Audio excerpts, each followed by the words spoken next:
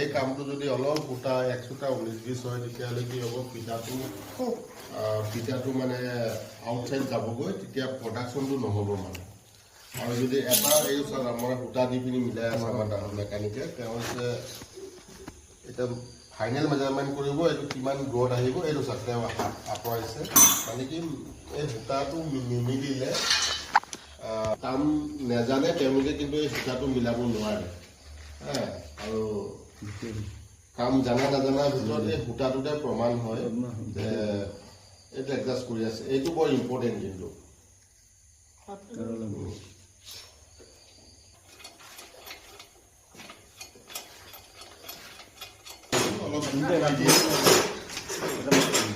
এই ডাইনামাৰ কাৰণে এইটো মেকানিক, যিসকল স্পেচিয়েল মেকানিক হয় তেওঁলোকেহে ডাইনামা এইটো ফিটিং কৰিব পাৰে। কিয় ইয়াতে 25 HP এইটো পাৱাৰ RPM লগত যদি নিমিলে আৰু ডাইনামা যদি ভালমতে ফিটিং নহয়, তেতিয়াহ'লে গোটেই মেচিনটোৰ ভেলু নাই, একো ভেলু নাই।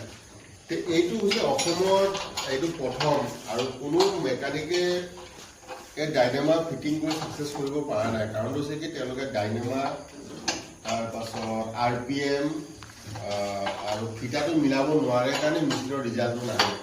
ষ্টাৰ্ট হয় 4 দিন 5 দিন চলিব, তাৰপিছত বন্ধ হৈ যাব। বন্ধ হোৱাৰ পিছত ছাপোৰ্ট নাপালে ইণ্ডাষ্ট্ৰীটো পইচা পাতি এনেই যায়।